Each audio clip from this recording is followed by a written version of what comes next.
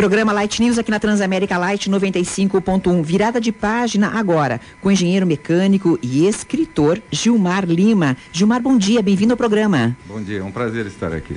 E agora, no Momento Literatura, a gente vai começar falando sobre o livro que hoje está em sorteio, que também é objeto da nossa entrevista, e um trecho dele. Vamos lá, Renata.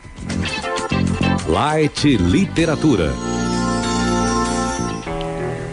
Se eu imaginasse a empresa do futuro, começaria pensando em um lugar vivo, com alma, sem fronteiras, com líderes que inspiram e com pessoas sorrindo e cheias de tesão por estarem participando de algo que vale a pena e com pessoas especiais.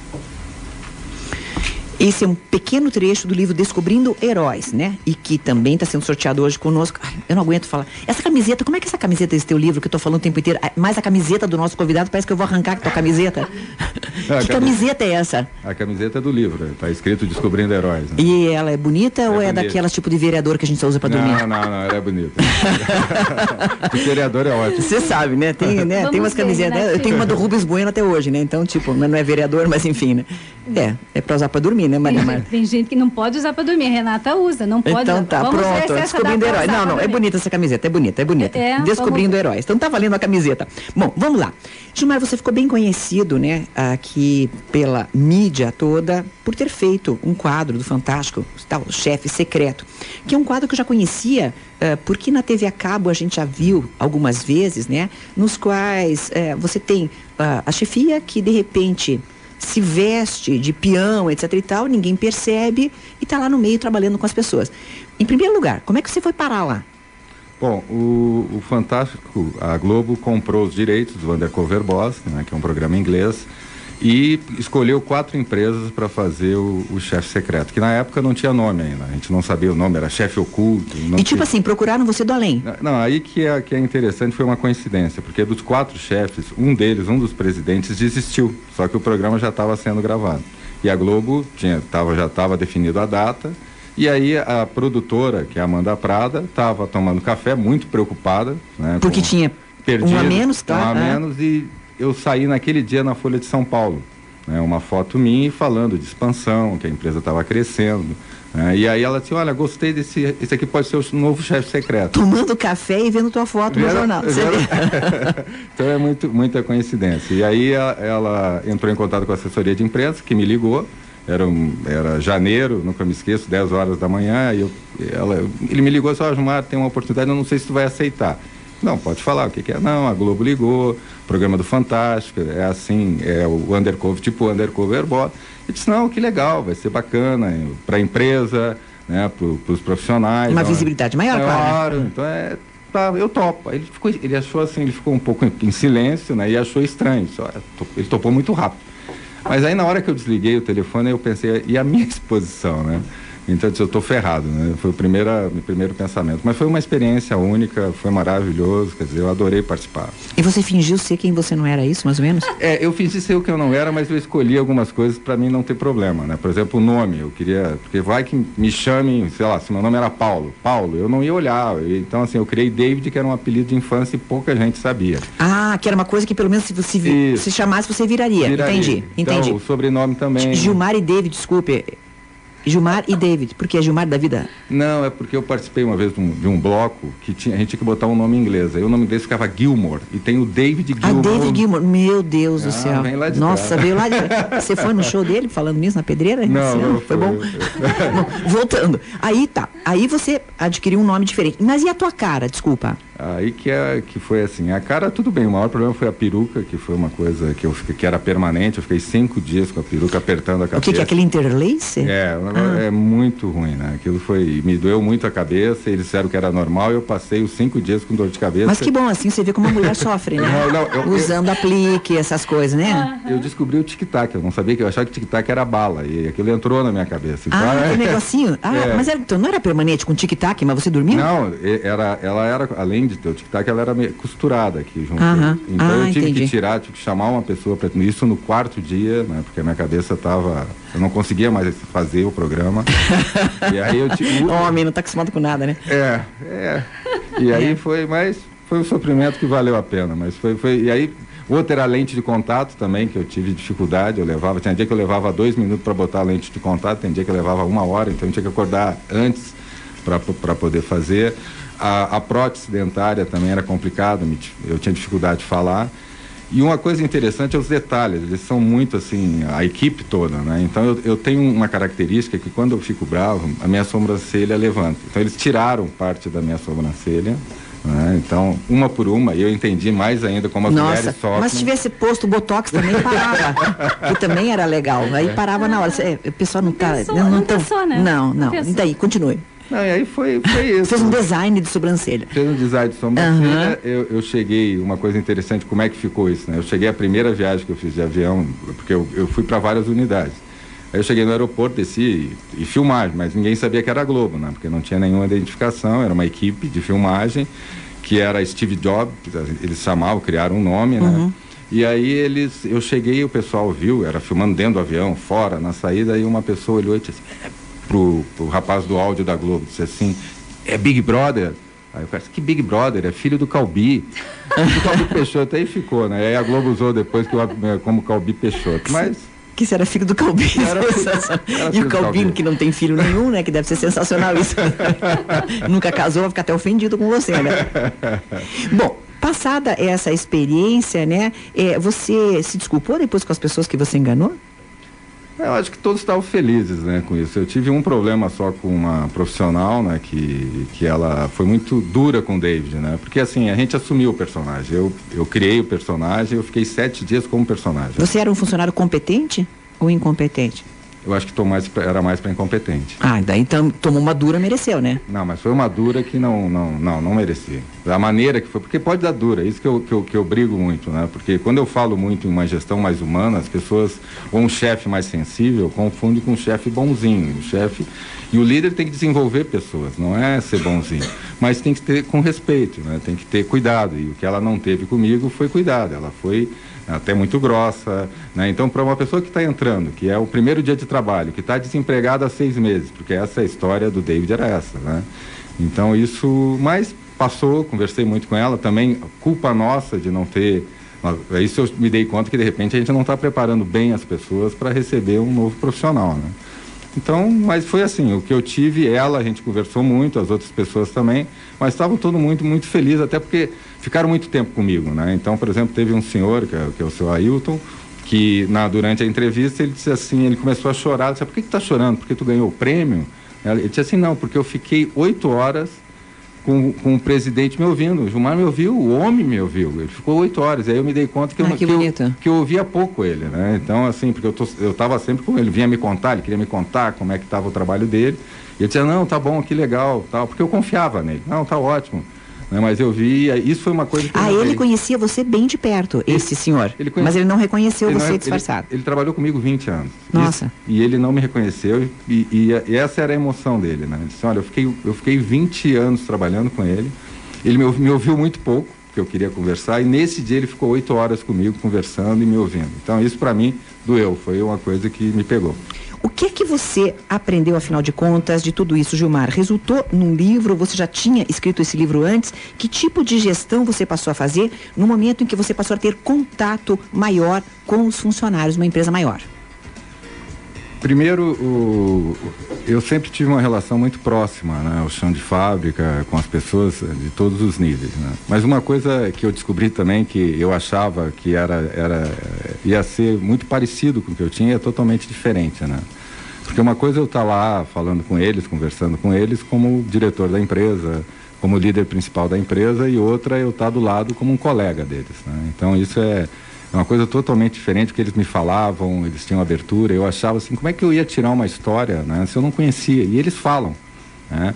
Então uma coisa que eu aprendi é como eles têm facilidade de compartilhar, né? Então esse é um ponto que a gente tem que aprender das áreas administrativas e executivas a compartilhar. Eles têm uma facilidade de compartilhar ensinamento, né, de histórias de vida que é impressionante. Ou seja, tem algo a mais no manual da empresa do que o manual da empresa, para você ensinar para o teu colega. Exatamente. Então mas eles compartilham a vida também, eles compartilham a fé, eles compartilham problemas, né, numa facilidade muito grande num primeiro dia, num primeiro contato. Então isso, e assim, quando eu estava com eles, todos eles têm alguma história triste, tinham uma história de vida difícil. Então eles começavam a falar, se emocionavam, né? E eu também, como foi o caso do rapaz que tinha um tumor na cabeça, que não era um personagem e ficou sendo. Então eles me contavam, e todos, não foi um, todos que eu falava, eles chegavam a sair lágrimas, chegavam a chorar, e logo em seguida eles diziam, não, mas vai melhorar. A gente tem fé, sabe? Nós vamos sair dessa, nós vamos... Então isso impressiona, num momento que o Brasil estava iniciando uma crise muito grande, eu sabia que não ia melhorar, né? E eles estavam ali com fé, e aí já sorriam, já brincavam, né? Todos, em todas as unidades, quando eu saí, eles abraçavam o David e diziam assim, David, tu vai conseguir um emprego. Porque o David foi demitido, é isso? O David estava 6 meses desempregado e tinha um filho também, né? Ele disse, olha, você vai conseguir, acredita, você vai conseguir. Então eles compartilham, eles não têm medo de concorrência, eles querem ajudar, né? Eles estão ali para te ajudar. Então, assim, isso já na área administrativa, nas outras áreas, já é uma coisa mais difícil, que a gente tem que estar toda hora, né? Trabalho em equipe, vamos lá, e eles já têm isso naturalmente. Então isso foi uma grande lição. Maria Marta, você leu o livro, né? E você falou para mim muito de humanização das relações de trabalho. Eu queria que você complementasse. Até eu pego um gancho para te fazer uma pergunta, né? Porque você fala de espiritualidade, você está acabando de falar de fé nas pessoas, fé nos seus projetos e tudo mais. Como é que você, até porque a espiritualidade é uma coisa delicada, né, Gilmar? Isso. Porque nós temos toda a questão da religiosidade, que acaba levando as pessoas a fanatismos, a posturas intolerantes. E a espiritualidade que leva isso ao contrário disso, né? Posturas de compreensão, de parceria, de fé. Fé nas pessoas, fé nas empresas, fé nos projetos. Como é que você pensa essa espiritualidade na empresa que você fala, as empresas mágicas do futuro, ou essa mensagem que você introduziu quando falamos de literatura? Exatamente isso, porque eu acho assim, a gente está passando por um momento extremamente difícil, onde as empresas nessa crise agora, pelo contrário, elas, em vez de trabalhar com uma transparência, né, de incentivar as pessoas de falarem, mesmo no momento do desligamento, porque o desligamento é uma coisa normal que está acontecendo, então isso tem que ser feito, mas tem que ser feito também de uma forma com respeito. Eu falo muito também, não só no livro, mas eu tenho falado, as empresas, elas contratam muito bem na hora de contratar. Elas vendem uma coisa que muitas vezes até não são. E na hora de desligar, ela tem um descuidado enorme. Elas tratam as pessoas, né, de uma forma muito fria, né? E isso, a pessoa já está num momento frágil, né? Então, quando eu falo em espiritualidade, não é em religião, não estou falando em religião, né? Eu falo em incentivar as pessoas a buscarem, né, não só o lado profissional, mas um lado mais humano, de trabalho em equipe, de estar em paz, de estar com a alma bem, né, independente da religião, né? Valores, princípios em todas. Eu tinha reuniões trimestrais com todo mundo, então eu falava muito nisso, né? Então acho que isso tem que falar, né? A minha porta estava sempre aberta para as pessoas entrarem e falar comigo, e as empresas têm que ter muito cuidado com o nível intermediário de chefia, de liderança, porque às vezes não chega. Então a comunicação, e agora nesse momento de crise, onde as pessoas querem saber o que está acontecendo, elas estão angustiadas, elas estão ansiosas, elas não sabem se amanhã elas vão ter emprego. Então as empresas não estão falando, elas estão guardando segredo. E aí os líderes também escondem, né? Se acham que são mais valorizados se tiverem informação, né? Então, assim, eu acho que a gente está vivendo uma crise de valores, né? Uma crise de liderança, de falta de liderança, e é isso que eu quero levar, que eu chamo uma corrente do bem, uma gestão mais humana, uma gestão, e com pessoas felizes nós vamos ter uma equipe de excelência, porque o pessoal acha que é utopia, a empresa, isso inclusive a mente. Eu acho que no futuro, em vez de nós estar, claro que a ginástica laboral é importante, tudo é importante, mas nós temos que preocupar com a cabeça das pessoas, né? Que as pessoas tenham um momento de reflexão. Por exemplo, nós tinha lá shiatsu, e no início ninguém fazia, eles tinham medo do toque. Chegou um ponto que nós não tinha mais vaga para fazer yoga, porque eles vão fazer os shiatsu, né? Então esse ponto que as empresas têm que se preocupar, né? O líder não dá bom dia, né? Chega sério com a cara, não dá bom dia, tal. Então isso tem que mudar, né? As pessoas têm que conversar, ainda mais no momento que a gente está vivendo agora.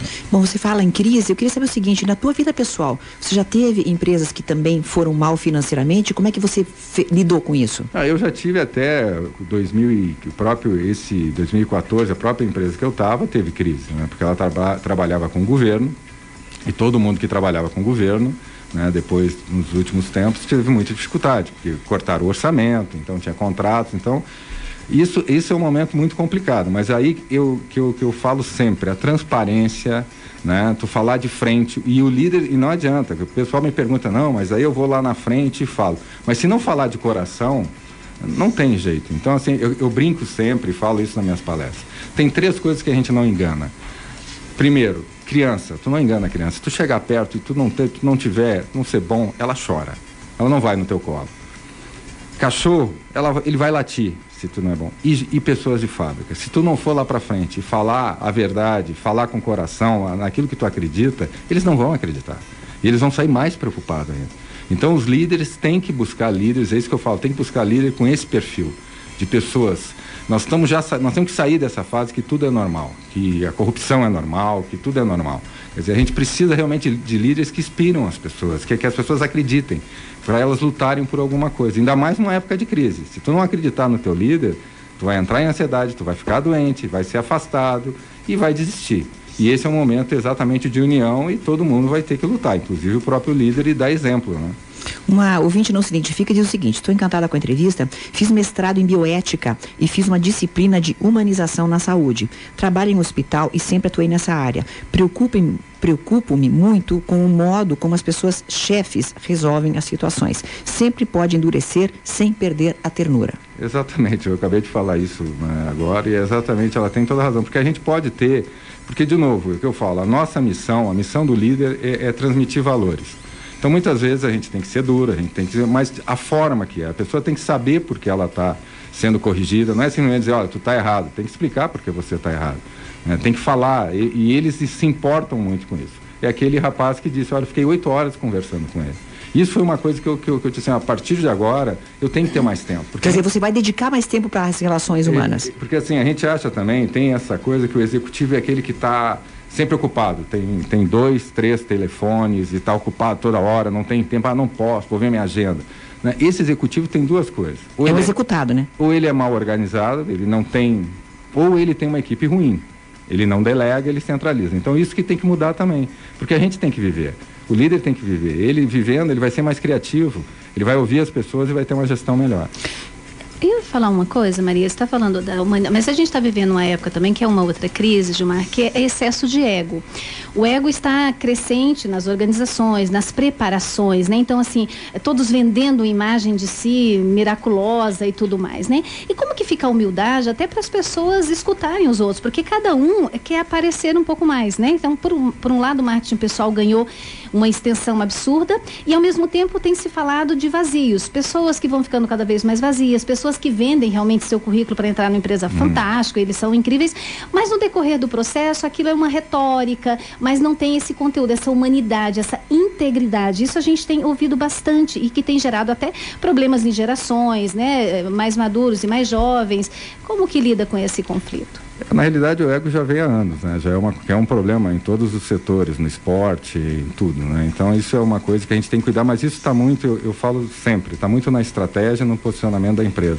E uma definição de perfil. A empresa, quando eu pergunto, muitas vezes eu pergunto para um empresário, eu pergunto para ele qual é o perfil da tua empresa. Ele não sabe dizer. E geralmente ele fala um perfil que não é um perfil humano, é um perfil técnico. E um perfil técnico é muito fácil, né? Tu ter uma pessoa, técnico se treina.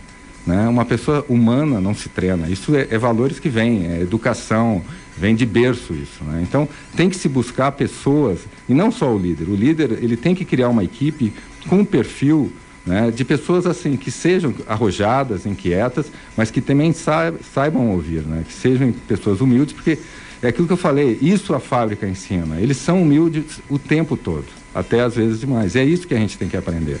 Né? Por exemplo, e eu falo isso, as gerências, as lideranças não gostam muito. Quando eu dou palestra, eu vejo, olho o rosto, eles ficam muito bravos. Vai chegar um tempo que o cargo não vai ser importante. Né? Eu tenho reuniões de gerentes, isso aí é uma coisa ultrapassada, isso é uma coisa antiga. As reuniões têm que ser com as pessoas que agreguem valor àquilo que está se discutindo. Então não interessa, a pessoa tem que ser remunerada pelo que ela agrega à empresa, independente se ela é diretor, se ela é gerente. Eu trabalhei numa empresa que era a Marco Polo, né, 21 anos, que a Marco Polo era assim, o design era um dos que mais ganhava. Por quê? Porque se ele fizesse um design bonito, o ônibus era vendido, então ele era tratado como um rei. E ele não tinha cargo, ele nem queria cargo, ele não tinha horário, porque ele trabalhava melhor a partir das 11 da manhã. Então isso é uma empresa que sabe olhar as pessoas, que têm sensibilidade. Não adianta pegar um engenheiro, um designer, um cara que é criativo e querer que ele trabalhe às 7 horas da manhã. Ele não vai trabalhar. De repente ele vai estar com o maior ponto de criatividade às 11 horas. Né? Então, assim, a gente tem que ouvir e tem que escolher pessoas com esse perfil, porque o ego não leva a nada, o nosso inimigo está lá fora, não está dentro da organização. Então, existe uma competição, tem empresas que geram até uma gestão com conflito, com a gestão de conflito, porque eles acham que com conflito, cada um vai querer se sobressair e aí a empresa entra em caos, entra em colapso, porque não funciona, as pessoas não têm, ninguém mais quer trabalhar num ambiente ruim, ou está olhando, está cuidando, nós temos que ter tempo para ser produtivo, esse é o momento. Gilmar, tem muita participação de ouvinte, tá? Vamos lá. Esse quadro, Chefe Oculto, é excelente, essa empatia acrescenta muito. Parabéns por ter aceitado o desafio. Diz uma lenda que um chefe que nunca foi até a fábrica, vendo o quadro do Fantástico, resolveu ir até a fábrica. Começou pela expedição. Chegando lá, tinha um cara dormindo. Ele se enfureceu, perguntou quanto que ele ganhava por mês, pagou 3 vezes o valor e mandou ele sumir dali. Mais tarde, ele descobriu que aquele rapaz era o motorista de um cliente aguardando o carregamento do seu caminhão. Você conhecia essa história já, Gilmar? Não. É boa, né? É boa. Tem que conhecer, né? É. Conhecer não é só ir conversar com a pessoa ver o que está fazendo, né? Bom, qual o nome do livro? Então tá aqui. O nome do livro é Descobrindo Heróis. Por que Descobrindo Heróis? O nome do livro, na realidade, não era esse. Quando eu comecei a escrever, e tive a ideia, tu me perguntou até porque eu comecei a escrever, porque eu achava importante deixar isso registrado, porque o programa, por mais que seja conhecido, ele vai se perder, né? Então eu queria deixar um legado e queria também deixar um livro que as pessoas de fábrica pudessem ler, né? Então ele tem uma leitura muito simples. O nome do livro era Chefe Secreto, uma experiência de vida. Então esse era o nome original. E quando eu escrevi, num momento que as pessoas se lerem o livro, quando eu falo de uma bermuda, que foi um momento que me emocionou muito, eu chorei, né? E aí eu descobri que o livro não era meu, não era, né? Era sobre heróis. Eles eram os heróis, eles eram as pessoas, eram os exemplos que a gente devia seguir, né? Porque eles estavam ali com toda a dificuldade e ainda acreditando, eram heróis da vida, uns com doença, outros com superação, com problema na família. Então eu digo, não, o livro não é, eu vou mudar o nome do livro, porque eu descobri vários heróis, pessoas fantásticas, né? Então eu resolvi mudar e por isso o nome Descobrindo Heróis, e agora é um projeto que eu estou continuando, que vai ter o site Descobrindo Heróis, onde eu vou ter mais histórias de pessoas de superação, eu quero ouvir as pessoas. Entendi, você vai fazer uma espécie de uma coletânea de histórias verdadeiras para inspirar outras pessoas. Isso. Tá. Quero trabalhar com esse cara, amando a entrevista, diz um ouvinte que não se identifica. Adorei a empresa, quando vi o programa no Fantástico. Para onde posso mandar currículo? Aí, pode mandar para mim mesmo, tá? É Gilmar@G12Innovation, com 2 N's, né? .com.br. Aí eu direcionando. Se não tiver vaga nessa empresa ou em outras, eu vou achar alguma coisa que eu possa indicar. Autoridade sem autoritarismo, diz a nossa ouvinte Fernanda. Várias outras pessoas participam também do tema do livro, mas houve um ouvinte que mandou lá para baixo uma mensagem. Ele chegou a escrever no Facebook e depois apagou, mas eu vi a mensagem, tá?